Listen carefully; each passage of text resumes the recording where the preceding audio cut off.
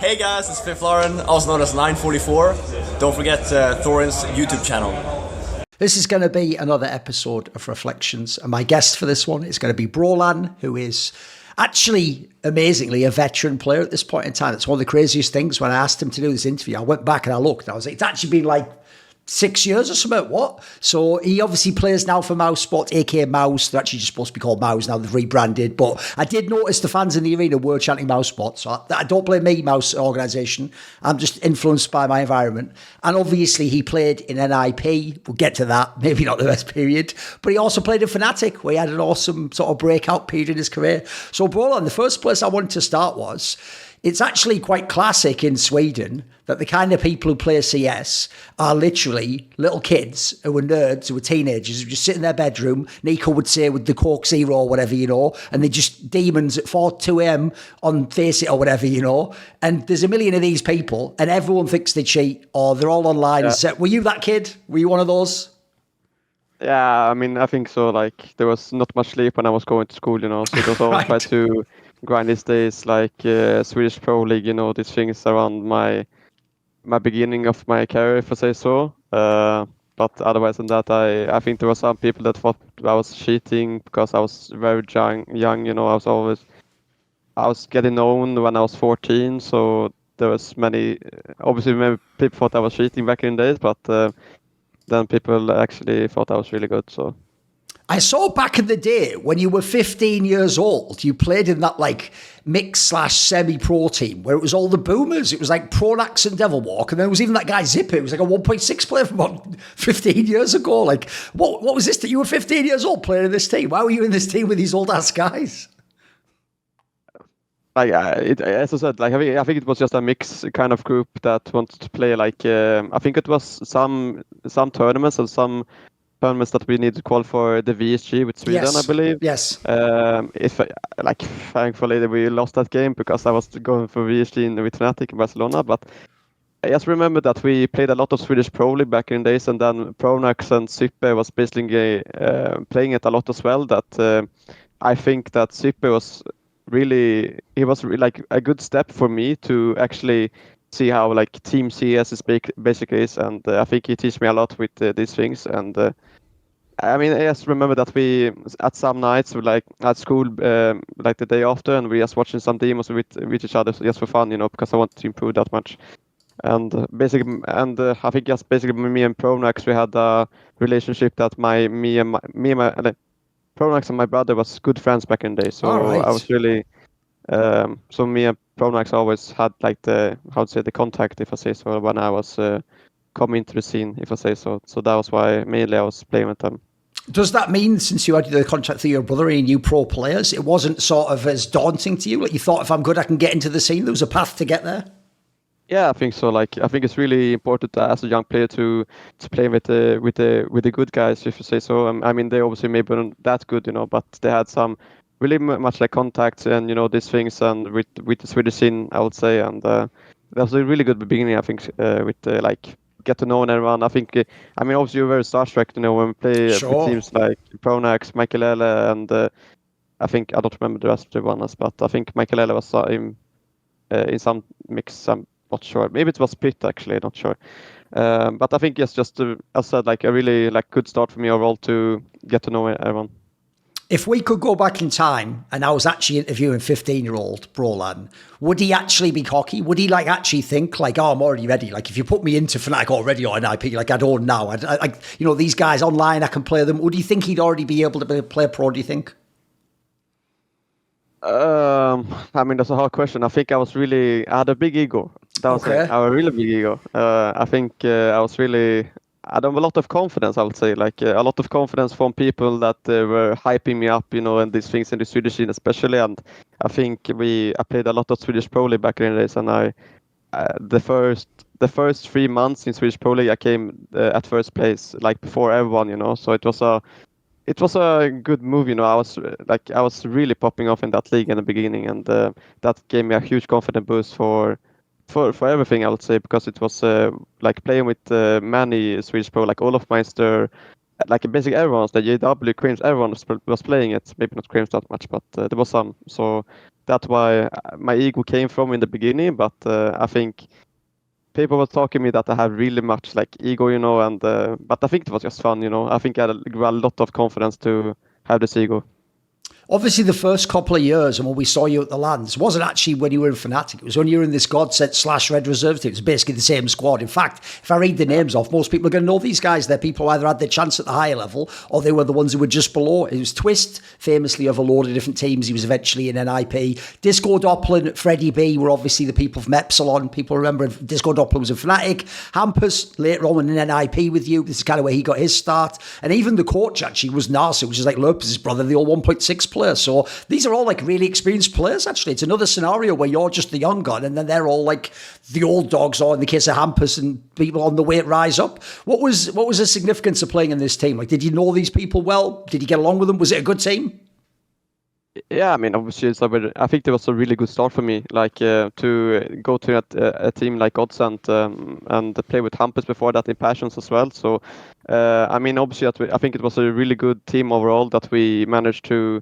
I think we reached top 16 in the world with GODSENT, and I think it was really a confidence boost as well to actually play like ECS and these things against the top teams in online especially. And I think there was just some small, maybe some like StarSeries, whatever it is, when we could beat like the good teams or actually play really close to some like really good teams. And overall, I think the team was maybe not the best in the work ethic, I would say, because I think around that time Sweden was maybe known as not playing, how to say it, like not the work ethic scene, if I say so, like in that period. And in that GODSENT team, obviously, I think we had really fun. We went to China, we went to some like DreamHack Opens. Yeah, and it was really fun to get like this start in my career to actually play with a good like team, like it was GODSENT. We were actually as a top 6 in the world, and I think we were part of Refresh back in this as well in GODSENT before they sold us to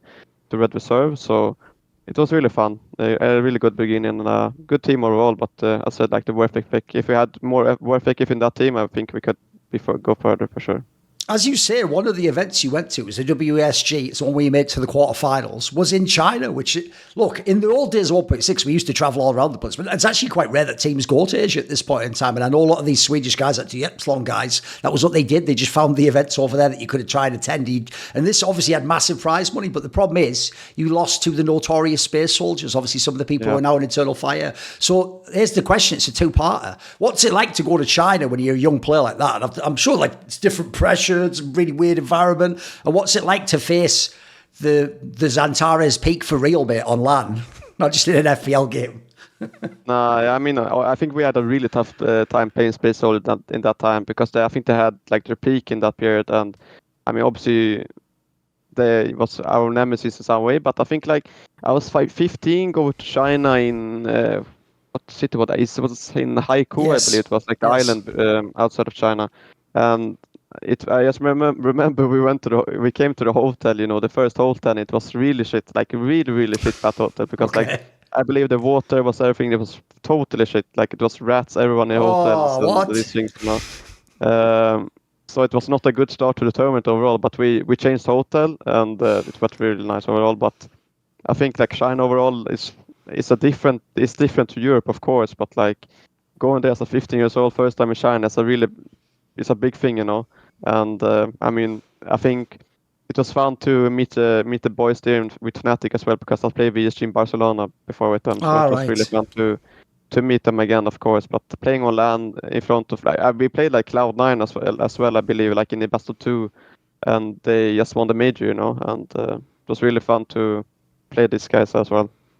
Obviously, people will know in Sweden, people are not really like the hard. I know it's funny because they used to be the Vikings, but they're not really like the hardest people nowadays. Was it not the case? If you tell your parents as like a teenager, like, "Oh, I'm just off to China," they're not like, "Whoa, what's going on here?" Like, do they get it? Do they understand what esports is in that sense? I mean, of course. Like I think they started to be like my dad is really into like video games overall. He's really into it. He played a lot of World of Warcraft and these things, when I was a kid, and so he basically he basically like not teach me, but he like get into me to video games. Like the same with for my two older brothers. And with that period when I went to China, you know, I had a lot of homework that I needed to do for school because I was in ninth grade in school. It was my last year. Okay. So it was a really fun time, to be honest. Like I went to China, and my class is like, you going to China to play video games? Like what are you doing? Are you crazy? You know. And with my family, I think they really understand the point of esports or Counter-Strike when I was like in the gaming show, reality show, if you know what I mean, or if you know what it was. And yeah, it was. I mean, obviously, my mom is really in that period. Like I was going to Belarus, I was going to China, I was going. You know, this is far, you know, and like they were pretty nervous, you know. So, but I think the support was insanely good for compared to the others, I would say. Yeah, for people who don't know, when you were part of that reality show, the funny thing is at the time, I actually remember a lot of people thought, oh, this is sort of a gimmick. Like, none of these players are going to become pros. Obviously, there was that ridiculous guy who just kept saying all like ridiculous statements that he probably never should have said on the mic. He was definitely never going to go pro because of that. So I think that's sadly the most famous thing about it. But yeah, you were sort of hidden amongst there, and people just don't remember you were there. What was that experience like? That seems a bit weird, having cameras following you everywhere. Like, to be honest, I think that was one of the funniest things I have done in my whole life. Because it was like I met like HNS, I met Wolfie, I met Elo, I met Queenix, like this, like there's of course some others, but like these guys are just close to me still, you know. Maybe not Elo and Queenix, but like Wolfie and HNS, like they're really close to me still, and it's just like really fun guys to be with, and you know this. It was just a 1 week that. You will never forget, you know. Like there was just doing things 24/7 in the house. You basically woke up, you did your breakfast in front of cameras. You know, it was like really crazy, and it was live on Twitch 24/7, basically.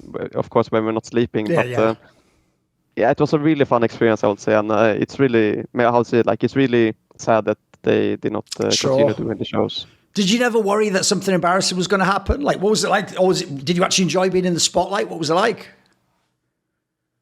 Like there are so many clips of me saying like really bad things. Oh, right.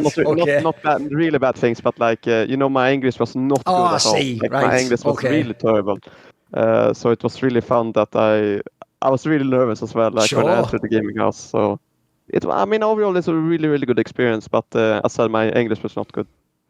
When you were in the GODSENT team, you actually got to go to one of the StarSeries, and it's the one where it's actually the one, if people remember, where like Na'Vi won it. You were almost in the playoffs. You were like right there. You were playing like James of Vanguard. You played Team Liquid, when they were like #2 team in the world. This must have been exciting. It's like a big tournament. Yeah, I think I believe the qualifiers was really easy for us in that period. Like. We qualified for the event, and then we I think we played Renegades in the first round. Yes, and we beat them. We demolished them. I think like 16-2, 16-3, and that's a really confidence boost to us to go into that tournament, like go in further in that tournament. But unfortunately, we couldn't make it to the players, as you said. And I think we played really good teams. I mean, we lost versus Liquid, Vanguard, and MOUZ. No, not North. Yes, yeah, North. Exactly. Yes, yeah.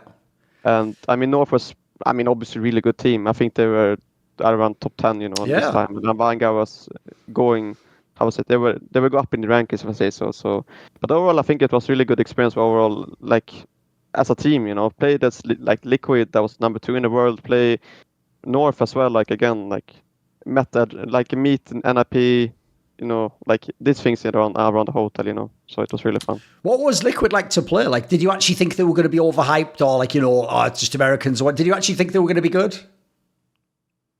No, like just remember you when I played Cloud9 in VSG, you know, that I think they were like, they're not like of course we can beat them, you know, like, but we got demolished. And I think like against Liquid as well, I had a lot more respect for them in that period, because like they were #2 in the world, and they had a really good momentum, I'll say, if I think so. But I think we at least got one map against them, and it's a good thing, you know, to get one map against a top 2 team when we were in that period. But I think they were really good, of course. Like I was not really, not overhyping them, but I think they were like a good team still, you know. This might sound like a strange angle. You can feel free to disagree. But to me, I actually think in a way, if someone's a young talent, especially if they have skill for the game, it's actually good to go to LAN and just flat out lose and just have teams be better than you. Because it sort of shows you like the game isn't just shooting people in the head. There's all these other factors. There's pressure, performance, like how do you come under, all the things that now you know as a pro come. When you're young and you just shit up with your aim, you might think if you play the player in that Swedish Pro League, I'm as good as this guy. But you kind of realise when you go to LAN, right, there's another component to the game, right? Yeah, like I think so. Like I just remember that he after that game he know who I were, because right. I don't know if I played good in the match, but like if you're 15, you have so much hype around you, sure. like you get so much confidence. I think it's same with like Jimmy now that he's 17, of course, but like it's so much confidence because like everyone's just talking about you. You're a young talent. You just came into the scene. You just of course, you're maybe gonna have some pressure if you play bad, but you have so many chances. I feel like, and in that period, I just played for fun. I just played with no pressure, basically, and it just turned out very good. And then I think so. One of the things that's weird though is when I look at like the WESG result and I look at this StarSeries result, I was thinking, that's weird because I don't remember this team being a top team, but they're getting all these results. And then when I went to look, you had all these DreamHacks you went to. And all these DreamHacks, it never works out. Like half the time you get kicked out in the group stage and you're playing all like tier 1.5 teams in the beat. What happened? Because this team should be good. Like on paper, like we say, like these are good names. Actually, if I look at the quality of the people in these DreamHacks, I'd have thought you'd be winning them or in the semis every time or something. It must have been brutal going to all these different places, France, wherever, and then just coming and getting kicked out in group stage on day one, not day two. Yeah, I think I believe we went to French and then we went to the semifinals in the DreamHack Tours. But there was the one DreamHack. I think it was DreamHack Open Summer that we played I think we just played what was like AGO and North in the group stage, and then we were eliminated. So it was pretty rough in that period. But obviously, I think we could do it much better. Like in DreamHack Tours, for example, I believe we played Hellraisers, and I think they were not that good in that period, I would say. But I think we can do a much better job in that period, of course. But I just remember that we had maybe a rough like mental period because I think it was a lot of pressure, a lot of frustration in the team. Right. Do you, in that scenario, again, if you're young, people are always battle test. Like, here's the thing, you've played with KRiMZ, mate. I've always said he looks like, even after a loss, he's just got that face like, I've just been to war, mate. I've done like 5 tours of Vietnam. Like, nothing can faze this guy. If you're a young player, does it get you down if you get kicked out like that? Do you think, where am I going in my career? Or I should be beating these people? I mean, yes and no. Like, I think it was, of course, a sad moment that you're losing. But in the same time, I felt like I was just playing for fun, like it was back in this, maybe it was just maybe a hobby instead of like the work, right. And then I just had a feeling in my back head that I'm going next week again, like I'm going home to play more CS. It doesn't matter because I'm gonna play it so much, and I think it was just, of course, like as I said, like it was really sad that we maybe did not like go this well, like in tournaments and these things, but I think I don't think we had the team that could be the top 10 teams or right. whatever it is, because like I said, like the work ethic and it was just not a good mood, not the best mood in the team overall in that team, I would say, in the end, if I say so. When I looked though, in most of the like maps at these tournaments, it looks like you usually top frag though. Do you feel like your own game was good at this time? Can you repeat, sorry? It looked like you top fragged in most of these games though. So do you actually feel like your game was at a high level at this time? Were you happy with where you were? Yeah, like of course. I mean, there was many teams that actually looked at me when I was turning 16 in 2018, I believe, because like before, I believe there were some rules, that you need to be 16 to be part of right. majors and these things, So when I was 15, I was really shocked, like as well, that GODSENT picked me up because they couldn't even play the major, So, but when I was turned 16, I believe I got not really good offers, but I got some offers that was really decent. And then I thought like I was really improving as a player, and then I had a lot of confidence from these things, And so I believe like I was playing, and I think I had a lot of confidence from like everything, like the hype and the special offers. Like I think you get a lot of confidence from gaining these things. At this time, we've already referenced it, one of the teams that also kept beating you was MSL's North. And it's funny because obviously in history, all the great Swedish players are going to go, what are you talking about? Because they all had all the championships and majors. But I've actually always thought, because Swedish CS is a lot of like loose style CS where you're just playing off each other, that structured Danish style could be really good. Like if they have top players there, it's really frustrating to play against, right? You even know maybe what round they're going to do, but they just execute it, they hit the timings, they get the utility. What's it like to play a team like that? Like to be honest, I don't really like remember that much about that lineup, but I think like they had a huge firepower with Valde and Kirby, especially. I think Ace was pretty good in that period as well, but I mean, I think the still was I believe they just went to like this smaller tournament, for like the DreamHack Open, but I think they were much better in the. No, this is later in that year was when they won that Stockholm event over Astralis. I think they just farmed the DreamHacks, right? Yeah. Exactly. So I think like playing them in DreamHack Summer, for example, and I think they did not win the events, but I think they were better like in the event, like it's like themselves, I think. But that team, I think they had a really I said like really good guys. I would say I said like individual players, and I think Kirby just came from Astralis in that time, and he has a obviously he got MVP for the major, and he was a really good player, and there was maybe a scary team. There was a scary team to play against for sure, and they had a lot like a structure behind that team, so it was really hard to play against.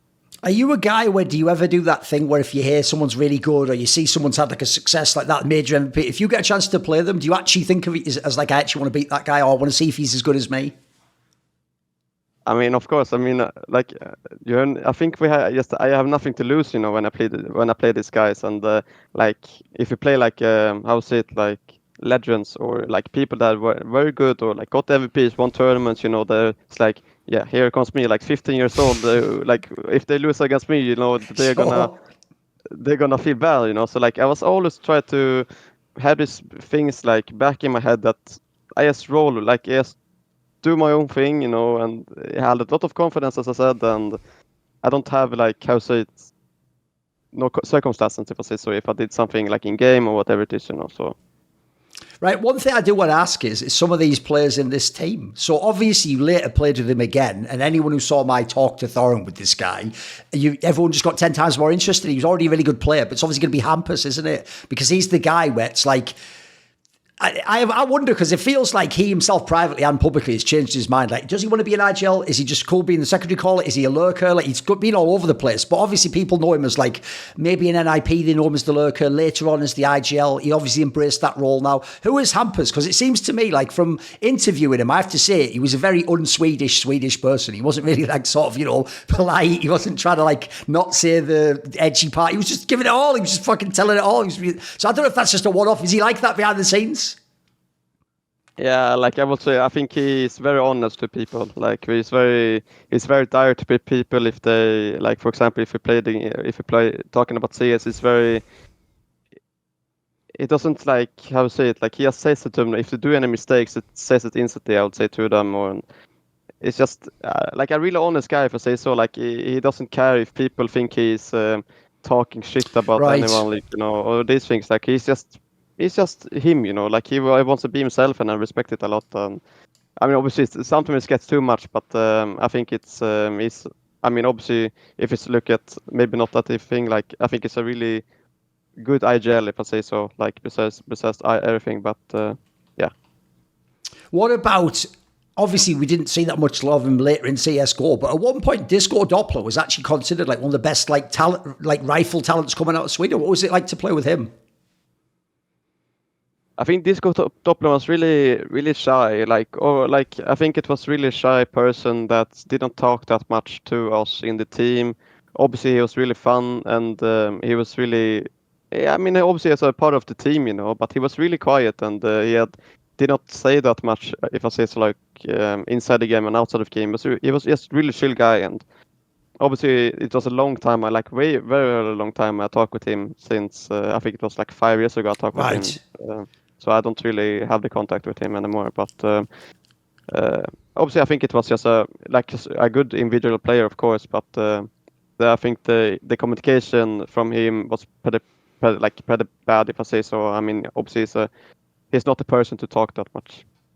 The one other person I wanted to ask about was Twist, because what's strange is people will know he's someone who has a very strange history where he did eventually play in teams like NIP, but he sort of resisted being in top teams for a while. And he had that weird thing where actually the reason he was in the original GODSENT is he sort of wanted to play he was friendly with. And so I've always thought he's a strange character because I always thought he was a skilled player. And when I did my interview with Narsu and I asked about this team, he actually told me quite shockingly that one of the things is the Twist guy just came along one day and told him like, yeah, actually I want you to bench me because I don't want to play anymore. And he was like, what? Like we're getting paid in this team, like it's your career. And so he just seems like an unusual character. Who is this guy? Holy no, but I think like Twist is he's very emotional, I would say, in some way, because I think he's if it goes bad, he really shows it. That he's like the frustration, I would say, that he shows it that to the team. And I think in GODSENT, he, in my opinion, he did not have the best like mental aspect to the team, because he was not toxic, but he was like he needed to show that he was really frustrated in some way, because it could like be small things, like leaving TeamSpeak like after the practice instantly, and these things. But it was just in GODSENT times, because I played with him in FNATIC after that, and I think he's overall a really good teammate, and I think he was really like the communication between me and him when I joined GODSENT as well, because he was the guy in that team especially that really wanted to work to become better, and I was the same. So me and him had a really good relationship in GODSENT, especially because we wanted to play FACEIT, we want to play FPL together, these things. So I think me and him come very like along well in both FNATIC and GODSENT, but I think it was really good. But especially in GODSENT, I think he was really, as I said, like not the greatest guy to the team, if I say so. But in FNATIC, I think it was totally like a different person. If people remember CSGO history, there was the first generation of all the great Swedish players, NIP, FNATIC, etc. And then there was supposed to be, the next generation was going to be Epsilon people like Disco, doplan, Drake, and etc. And they kind of didn't make it. They had their little brief time and they came back down again. And then later, you could say there was the NIP people around COVID time where it was like Hampus and Plopsky and they were on the Nork. But in the middle was you. And it was just you. And everyone in the whole scene, including all Swedish people, were like, he's the one. It's Anakin Skywalker, the chosen one. He is the one who will carry Swedish CS to the top. Did you feel pressure from this? I mean, everyone was saying it, right?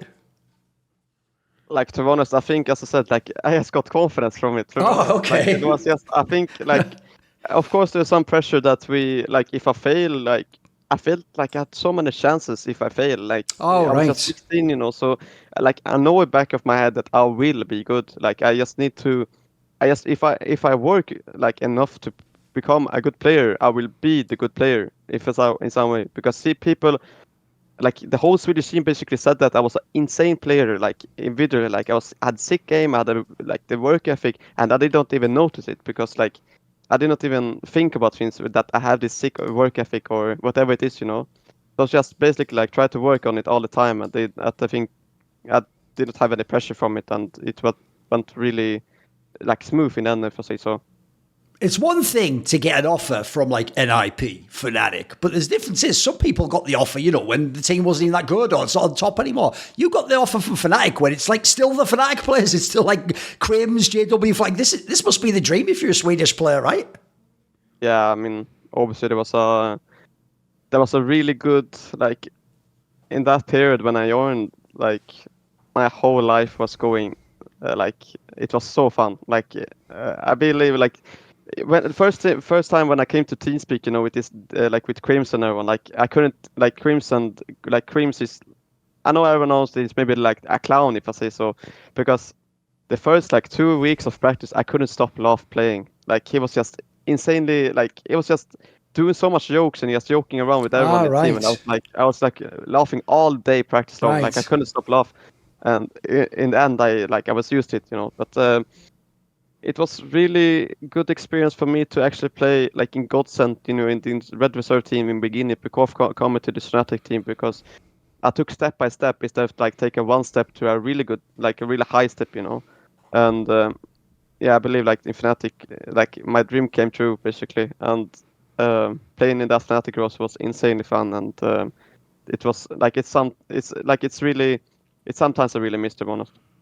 One of the things that's funny about this team is even though it was Golden instead of Pronax, obviously this core is the core that won all those majors with FNATIC. And if I go and I look, I even pull up the stats and look, entry attempts, they just put you in the aggressive rifle role. Like, basically, they just made you like Olofboost, basically. Is it true in this team? I've heard that one thing, actually, you can tell me if the story's true or not. One thing I always used to think that the NIP guys did wrong is I've heard they did the old school Swedish approach, which is when someone joins, they don't get like their spots. They start with like whoever's spots are left over and you sort of earn your way into the team because the veterans have those spots, I've heard in this team, they actually sort of like went out of their way to like give you your positions and sort of build you into a position where you could be a star. Is this true? Did people actually help you in this team? Yeah, I mean, of course. I mean, the first lineup when we played with Xizt and Twist and Jumpy as coach, I think Jumpy helped me a lot with growing as a player. Like, he was insanely good at like doing the small things, that I need to think about, like trying to.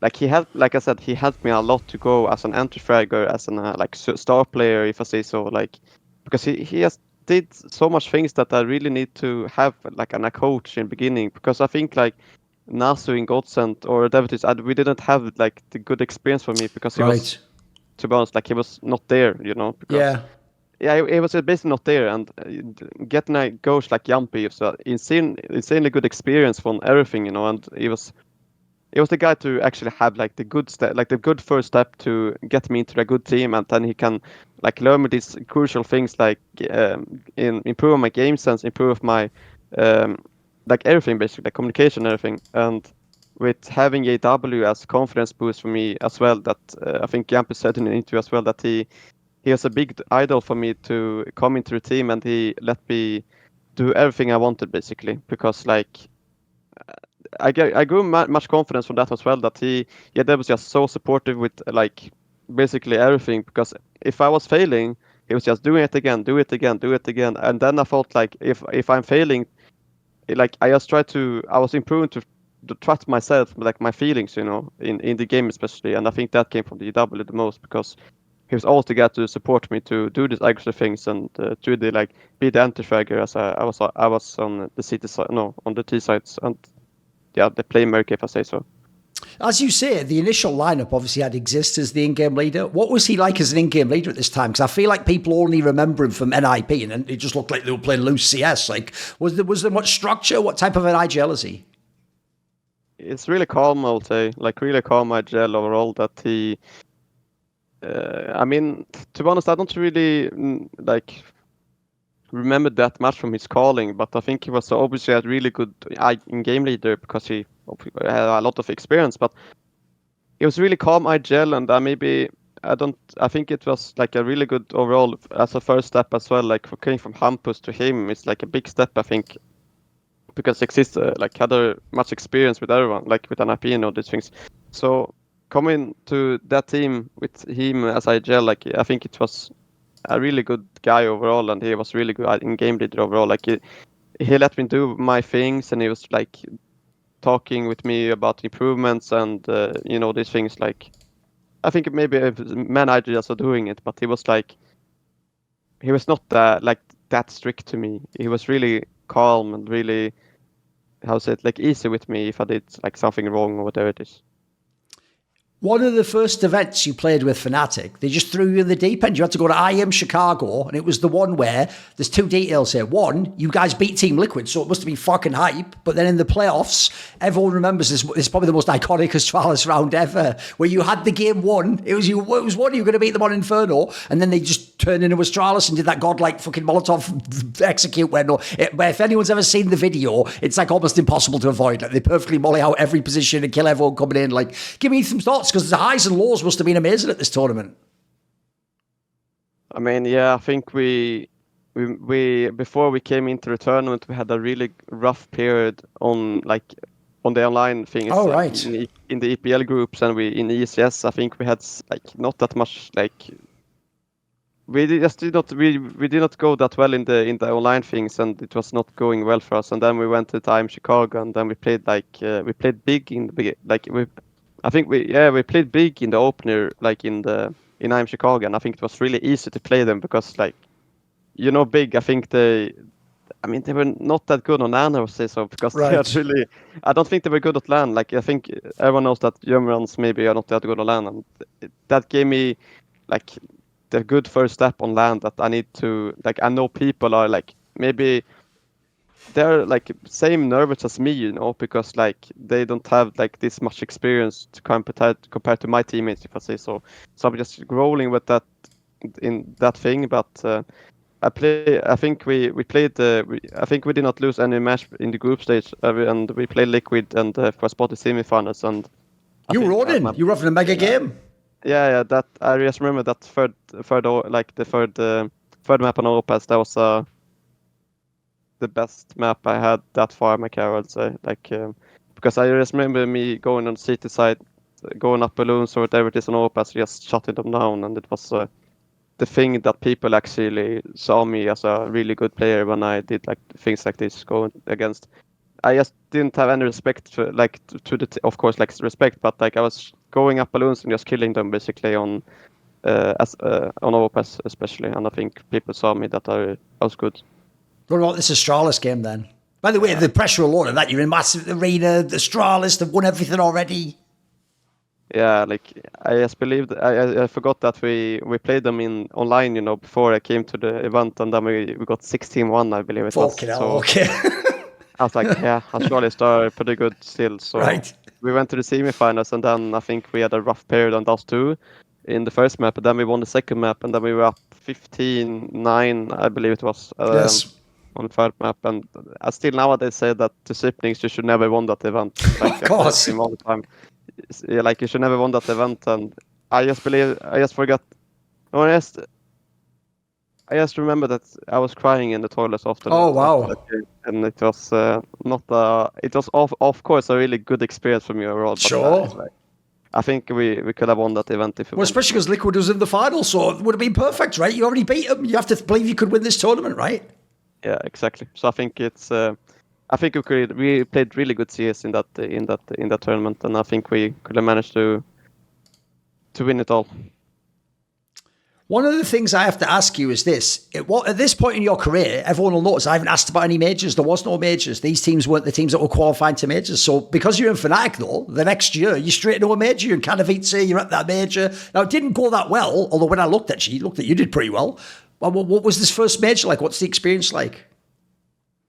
I think this major was, as I said, like it was, like I don't know, but I had a lot of pressure on myself. I would say, like because FNATIC overall they went to every playoffs. Like I think they did not go to playoffs in the Faces major, but after that, like playoffs, like always playing in the main stage, and we were like the main qualifier, I believe it was called, like the challenger stage now, I think it is. Yes, and we totally choked. I think we choked totally in. We played Vichy Gaming, and then we played Windstrike, I believe it was, on the first day, and it was BO1s, and we, the Augmeta in that time came, and we started T on both maps, and I think we started T especially it was Overpass and Train, I believe it was. So but against like Vichy and Windstrike, I think myself, I just was really nervous, and I was totally choking and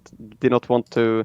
My communication was really bad, if I remember, and like these things. So in that period, like we won against Greyhound, I believe, and then we lost versus G2. But I think it was not the funnest tournament. I would say it was a lot of emotions after that. By the way, even though I understand in the context if you have to start T against Augs, it's an absolute nightmare. Yeah. But you were a serial Aug and Krieg abuser yourself, right? You fucking did really well with those weapons. Yeah. I mean, I think they are really shit now, but I think they were insanely good. Like, I think Aug is. I think there's the strongest meta in CS. Like when I was playing, like since I was started playing, I think Aug is by far the best gun I've used. Because that's just straight.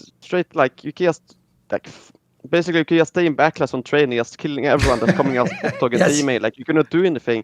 And I was like of course I was abusing it because I was abusing it, And I believe it was, of course, it was really fun to play the AUG, but like in that period, I think it was insanely good, especially like on Dust 2 and Train, this thing, like far angles, the far angles, if I say so. Because one thing I wanted to ask was, the results at this time period are really up and down. There'll be like one really good result, and then there'll be one where it's like, what the fuck? Like, you got the WESG again, where like on paper you should have just won that whole thing. Like, you're easily the best team there, but you get knocked out by the fucking, was that the Poles again, or was that the Bulgarians or something? Like, every now and then the team would have a result that was just really weird, right? Yeah, I think we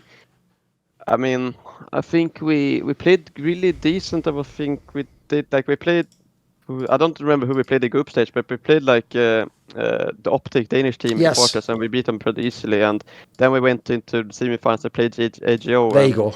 Like in VSG, you know, they don't have the best gear, if I say so. Like with everything, you know. And then we went to the venue, and then it was like, I remember in that event there was two monitors they had two monitors. So basically, like, I don't remember exactly, but there was one monitor that's like ended with an X. And we always wanted that one because everyone said that Tomet is the best, like, it's best monitor, it's best monitor. And then we went to the second venue because, like, they had in the semifinals, you were playing in the arena. Oh, right. Like the arena venue. So we went from the studios to the arena, and then we asked for these monitors. Like, before the game, we asked, do you have these monitors here, like the X ones, because we wanted the better ones. And they said, no, we did not bring them. So no one has them. Like, no one has them in this area. And then after the first map, we got 16-0 Fucking hell. against AGO. So that was the first time I ever got 16-0. That's the only time I only got 16-0 in my career.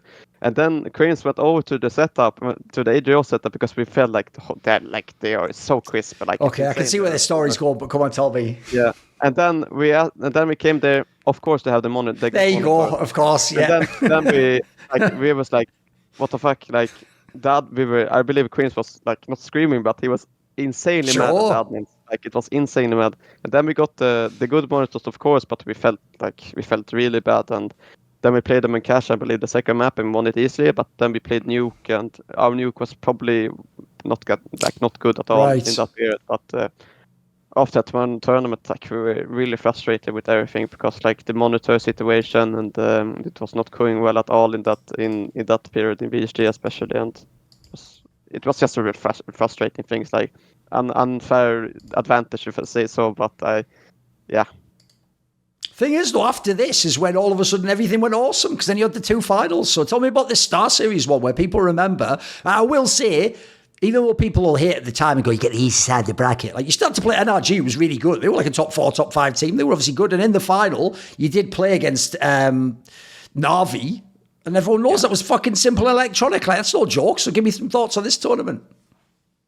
No, I think we came to the tournament with had a bad results, as I said, and there was like we don't have that much expectations going into the tournament, I would say. But this was a switch format, so we played NIP in the first round and Vitality in the second, I believe, and then we played on NRG in this. No, it was maybe NRG 2-0, yeah. But we played NRG, Vitality, and NIP. We went straight into the quarterfinals of the 3-0 in that switched format, and I think we just played with the flow, if I say so. Like, we was playing, and then we had a lot of good rounds, and we played North in the quarters, and then we played down on NRG again in the semis, and then we lost against Vietnam in the end. But I think we could have won that event, but like in the final event, we were really, like, we felt like it's maybe enough to be in the finals, you know, because like, you know, like, these things. And that was at that time I felt like I just want to win. Like, I felt like maybe in some way, like, we're in the final, if you lose, like, we're still in final, you know. So it was like a really bad thing from my things, I would say, but it happens, you know. But after that I felt like I just want to win. I don't want to be in, like, finals. Like, who cares if I come second, you know. So yeah. No, I know what you mean. I actually think that, funnily enough, I'll actually tell you a little story, because by the time this comes out, like, who cares? The event was already over anyway. When you were at this event just now, IEM Cologne, right? I have certain players that I'm just biased towards. I just like them. And I just sometimes send people little DMs every now and then. And before you played in this quarterfinal match, I sent a little DM to Exertion. And I just said to him something quite similar to what you just said there. I sent him this famous Jose Mourinho quote, the football manager, where he said finals are for winning, not playing, which is like the opposite what you just said there. Basically, basically his mentality was like, if you can get to a match like that, you're not supposed to go like, well, but if I lose, it's okay, and second's good. It's like, actually, you'll look back in the future and you'll go, fuck up, maybe I could have won that, or maybe I didn't give myself the full chance. That's an important lesson to learn too, right? I mean, at this point, you haven't been in giant finals, you've never experienced it. The first time you get there, maybe you do think, it's no problem, I'll be back, I'll win another one later, right? Is that a key mentality thing to upgrade, you think? Yeah, I think so.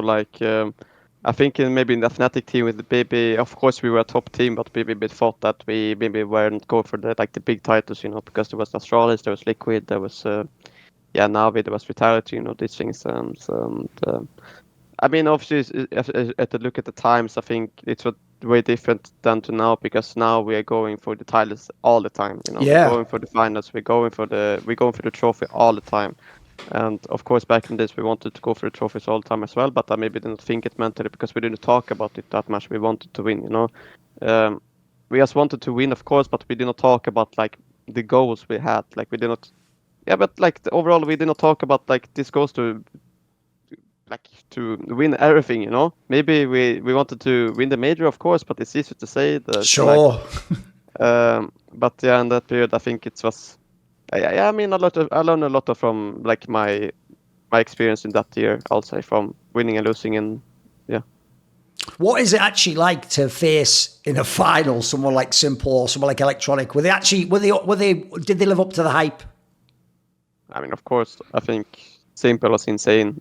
He's still insane, of course, but in that period, I think people did not use the utility in the right way, if I say so. So I think maybe I think he had a really easy time to play against us, but I think he was really insane player, of course. But I think the whole team it was really fun. Really fun. How's the team overall? I think it was Zeus, Edward, Flamey, Electronic, and Simple, and of course they were insanely good. And there were a lot of steps. How's it? For a lot of steps, how's it? Yeah, I mean, they're obviously a better team than us. I felt so. Right. Yeah. What about then the next event was the IEM Sydney one, right? First of all, look, China's far away, but fucking hell, it feels like you're going to another planet if you go to Australia, I've heard. Is that mad to go there? Yeah, I thought so as well. Holy shit, I felt like I'm on another planet, to be honest, because it was just a really fun experience for me overall. I was traveling around 24 hours travel, and I was like, holy shit. But yeah, I mean, obviously, it was thankfully I got a business class the first time in life. Right. We're going there, but no, it was really fun to go there. I believe we went with the whole NRP team and the whole FNATIC team. Right. The group, and Olofmeister was there as well with Face, and everyone just traveling with each other. There was a really good vibe. We're going to we had a layover in Dubai, I think, and then we just went to Sydney overall, after that. But I really miss these times, when you could be we close with the Swedish others, Res, and I'd never talked with them basically before, and then we were traveling together. But I think the event overall was really good for me because I come with the confidence now again, but there were so many people. I thought there were so many people that were cheering for me because I was playing on the stage and people are screaming Brollan, Brollan, in Sydney, and then I think Sydney is the best crowd that I ever played against in front because these things you could actually feel you're playing in a football in a football game because they were cheering for me so much, and these things, and playing against Liquid in a BO5 and playing all maps that finals was maybe not the best match I played, but one of the funnest I would say overall for sure. Because it was just a really fun event. I mean, we played in the quarters against NRP in the a Swedish derby, and that's by far my craziest match I ever played. I think because I think we had so many overtimes on the. It was two double overtimes I think on the last two maps. Yeah, and that was really insane game. So I've seen the overall was my first good experience with crowd and stuff. It was right.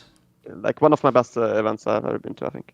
By the way, like, there's a concept in English football, because there used to be a really old comic, believe it or not, that was like I'm thinking like from the early 20th century. It was called Roy of the Rovers. And because it's a football comic for boys, it's just like basically like a really cliched story. Like, there's this character called Roy, he's the star striker. And what he does is, put it this way, at the end of every story, he's like in the cup final and he scores the winning goal. And it's like, oh, Roy won the game, you know, like, and if you're a kid who plays football, that's what everyone always says is like the dream, is that you go to like the Premier League and then you're that guy, you're like, oh my God, I'm doing it, I'm the one kicking the ball, this is like my childhood dream. If you get to play a stage match against Get Right and Forest and it's some epic back and forth and then you win it, isn't this kind of like, is that the sort of thing were you one of those people who fanboyed? Did you ever dream of things like that? I mean, to play against them, of course. I think Get Right and Forest have always been legends, but my idols was in my team, you know. So okay. My idols was in my team, JW KRiMZ, especially because I was a big FNATIC fan. Right. I think many people were NIP fans, but I was a big FNATIC fan. So I think just, of course, it was really fun to play these legends in that period, but it was just a Swedish derby, you know. You need to win. Like, it doesn't matter what legends there are. You need to win the Swedish derby. That was the comment from everyone in the team. You need to win. Doesn't matter if they're friends. If they know, the things, like, you need to win it. So I mean, obviously, I think it was really cool to play against these guys. But I play with, I was playing with Xizt, you know, and this thing. So. Yeah, actually, that's an interesting detail, because you're right. I can remember that. When I used to go to events in Sweden, in the FNATIC era, when they were winning every event, all the fans just cheered for NIP. And it was like, I used to tell FNATIC, like, that was one of our theories as to why they were even good on all the other events. Like, they never had a home crowd. They were all just fucking playing against, like, everyone's booing them and trying to hate on them. That's a bit weird, because as you say, every Swedish boy was an NIP fanboy and Forest and Get Right. What, you were a FNATIC fan? Did you stand out in that sense? What did you like about FNATIC? I think, to be honest, it's because my pronax was my brother, my friend. No. Oh, right, okay. My brother pronax was good friends. Yeah. And I think it was from that, to be honest. I think I was playing a lot of League of Legends back in the days as well, that I was cheering for FNATIC, so it was really short for me to go with FNATIC as well. And I believe the funny thing is that my first ever pro match game I watched was when Olofboost did the boost. Oh my God, that's such a mad first game to watch though. Yeah, it's insane, to be honest. Like, I was like popping on on the stream, and I was like, holy shit, this boost is kind of nice, and I want to use it. Then I was like, okay, it's insanely, but no one knows about this. No, but like, I think, FNATIC overall, as I said, I think it mainly come from my brother, but obviously like from pronax and from the League of Legends, I would say. One of the cool things about that final as well was this team, you used to always just seem to meet Team Liquid in events. You did it when they were the 2018 lineup. This is obviously the 2019 one that went on after this to do the Grand Slam run and won all those. This is one of the first tournaments they won on the Grand Slam, IEM Sydney, right? Everyone, if they remember that squad, they had that period, obviously, where they were super, super dominant. They basically, I think they won like 22 series in a row or something insane. And I always used to tell people that lineup might be like one of the most skilled teams to ever play CS. Like, the joke is like Nitro was their worst player, and even him with an AUG could fucking kill people. What was it like to play against this squad? Were they hard? Yeah, I think, as I said, like, insanely good individual team that could pop off in any time with a Twisted Legion Nav. I think they were insanely good, and Stewie behind them, supporting them. I think, as a like really good team overall. Like, I think we played them many times in 2019, and in the end, in the beginning, when I think we played the first time in our Power Masters, when we lost against Milik in the semifinals, and then it just came. We could not win against them. You know, we played against them in Sydney, as I said, and we played them in we played them in ECS finals. We played them in Pro League finals, and then we won against them in Pro League. So it was pretty fun. I mean, obviously, I think there's a team that you really miss, to be honest, because I think they played a really good type of CS. Right. One of the things about this lineup is you had this early success, things were looking good, and then there was that like middle period across through the summer, etc. And basically, it wasn't until like Flusher came back and Golden they made that lineup again that obviously people remember. In this middle period, here's the thing: you were saying earlier about the pressure of being in like the major with FNATIC, etc. What was it like when you're in a team that's a big name team? You've got top players, you've had some success, but then you have these times where you go out in the group, you don't even make the playoffs if you go to Cologne, etc. How do you handle that type of period? Was that pressure? I mean, yeah, I think that the team was not good enough, to be honest, to come at like top 4 or whatever it is. I think we played a really good, like we had some periods, like in the Sydney and the StarSeries things, but I felt like the fuel in the team was not like this good to be like consistently to be good. And then I think we did not qualify for players in like 3 or 4 times in a row, and then we did not qualify for the major from the minor. Yep, exactly. And then we just needed to change, and then we brought in Golden and Flasher. By the way, on that detail there, like it's one thing to not make the playoffs at the major. It must be shocking to not even make the major, though. Like in your back of your head, you think that's the base assumption. Of course, we're going to make it, right? Yeah, I think obviously I think the minor was insanely hard. True. I think we lost against Crazy and MOUZ. So I think Crazy and MOUZ, I think they both went 2-3. I believe it. Yes. They went 2-3 in the main stage. So I think the EU minor was insanely hard to go through, and I think if we had the luck, if I say so, because we played, we had a really good group stage in the minor that we came through again. We won versus Ancient and North in the groups really easily, and then we went to playoffs.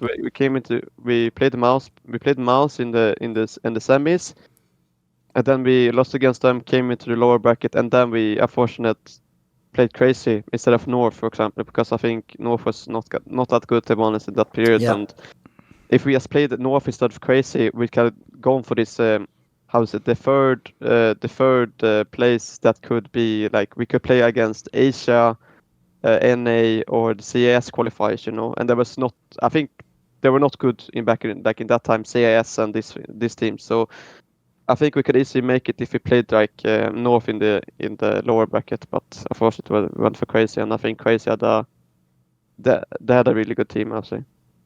You referenced earlier, obviously KRiMZ was in this team. You give an interesting insight. Apparently he's funny behind the scenes on the TeamSpeak, etc. What is it like to play with him as a teammate? Because one thing I've always wondered about is he just seems like insanely calm in all the big matches. Like even his style, if you ever watch a POV of KRiMZ, he doesn't have like crazy headshot aim, but he just always kills them. He just always like shoots them in the chest, kills them, and he gets direct. What's his secret, do you think? What don't people understand about KRiMZ? Why is he so good? I think he's really consistent what he's doing. Like he's really consistent with how his game sense overall is insanely good. That he knows exactly what the timings to take. He knows exactly what to do in the right time. So I think that's why he's still a good player. He's playing still a FNATIC, and it's just he has been on the road for so many years, and he knows had a really good experience, and the work ethic he has. I think is insanely good, and I think the game sense is just overall insanely good, and the firepower he has as well. But I think the funny thing is that with KRiMZ is always want to have fun. Like he's the guy in the team that if you don't have fun in the team, I don't think you have a good. If it's not gonna go for good for him, but I think he's the guy in the team. Like if you have KRiMZ guy in the team, you're always gonna have good chemistry in the team because he's insanely fun guy, and I mean, obviously, he's one of the funnest guys I ever met. And he's one of the best players I ever played with, for sure. Everyone needs a support network, and mine is, of course, my Patreon community, the Scrominati, who, in many ways, they're the Sonny to my Cher, saying, "I got you, babe." So this video and all the others on my channel were kindly supported by the following names: Ahmed Hadju, Mac Pugnaccio Rakula, Adam Tomlin, Animosity, Jensen Gore, Tosh, Toucan, And you know it. Jerky's Minion, my main man, always going to be referenced, one of the best patrons of all time. Would you like to ask a question in my AMA? Maybe you want to suggest a topic or a guest to say on my channel. Do you want teasers to find out who the upcoming Reflections and Talk to Thorin interviews are? Maybe you want to do one of those long discussions where you get to set the topics we talk about. Well, if any of these or others appeal to you, put your money where your mouth is. Join the Skull Illuminati today via the Patreon link in the description box below.